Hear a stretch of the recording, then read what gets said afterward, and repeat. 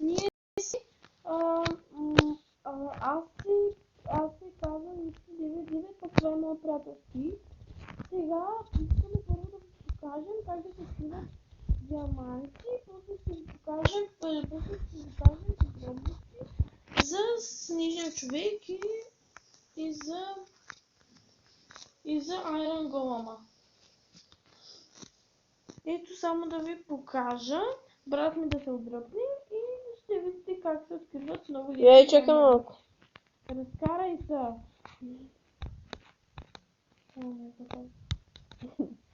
Пъчка се.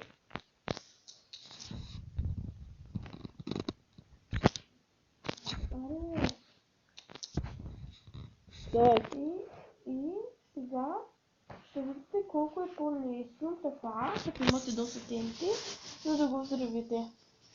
Махни са! Както кажеш. Ето, още малко остана и готово. Сега само ви трябва една запалка и това ще бъде, честно казвам, запалка. Отдръпни се, мане. Ето сега гледате как всичко избухва по-надолу. И ето. И сега трябва още по-надолу, но... Хайде, брат ми, копай. Няма копая. Също такова.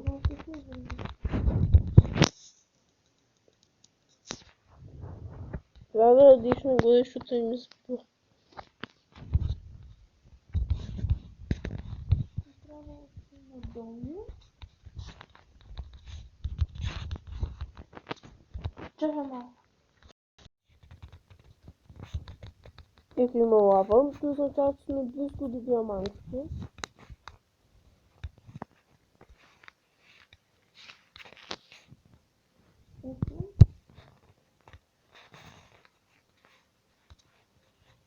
Качвай се леко. Не мога.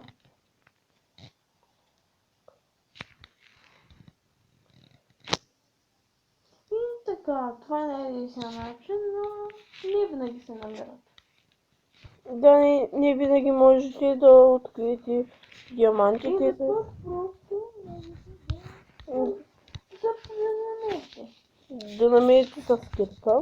Да, да знаете, не вие сте гледате видео от вечицата на Shadowhead, защото той е супер смоган. И сега ще ви покажа за Iron Golem. Но първо ще ви покажа на Снежния човек. Той мрази много пясък, също и Чакай малко и сега отивам горе.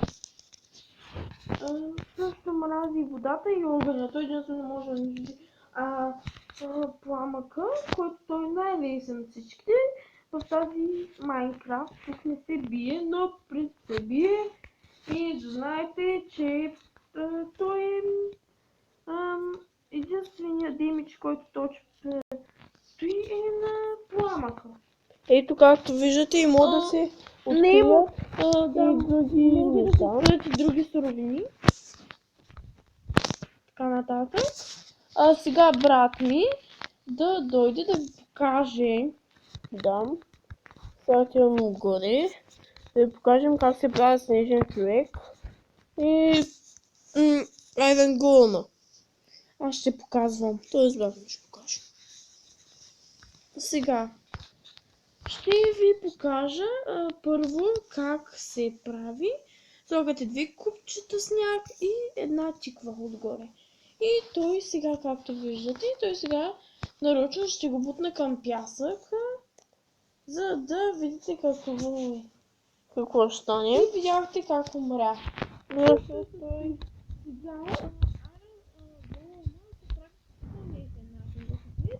Iron Golem. Правите формата на човек и слагате една тиква и се получава. Това е. Пък сега ще ви запознаем как да завиете къщи. Ето примерно като тази. Не. Добре, айде. Примерно сега ще направим една къща, която няма да има. Примерно. Тайно. Помагай де. С какво правиш? С сняг. Сняг. Но няма значение какво е. Просто да им покажем. Направо запълвай без да те интересува.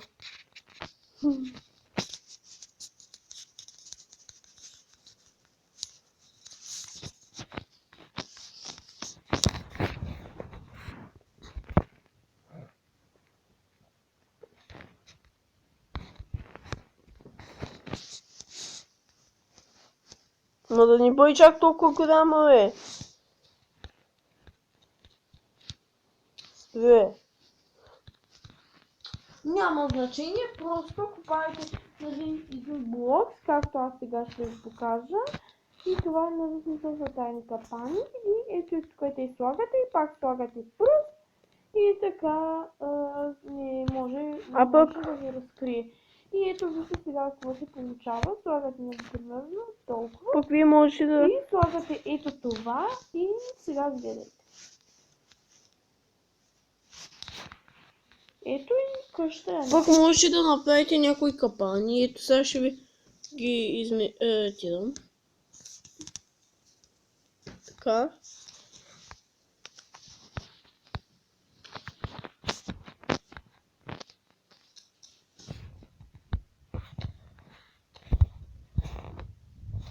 Сега ще много купчим долу.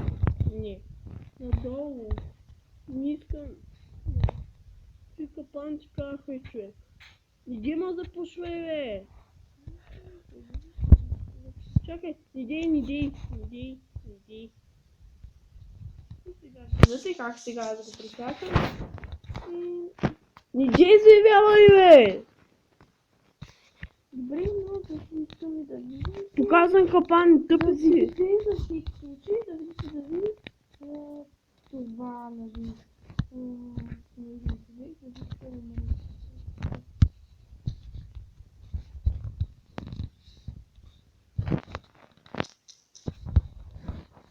Снежен човек, ако сме казали, той, когато е на много високо и когато пада, той не може да умре.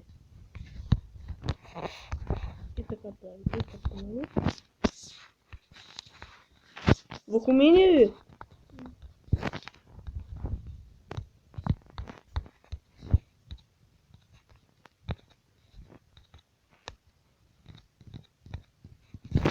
Например, слагате едно дърво. Сега взимате една плоча. Плочите бяха... Де бяха плочите? Знам, тази Майнкрафт слайди няма. Има ги. Не знам.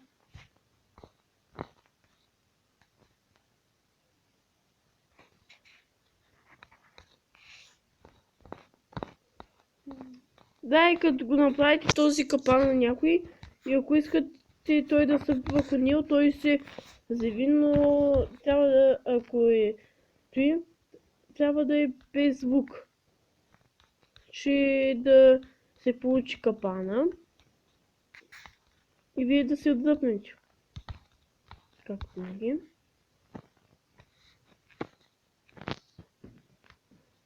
И сега в другия епизод ще ви покажем PvP. И от нас довиждане!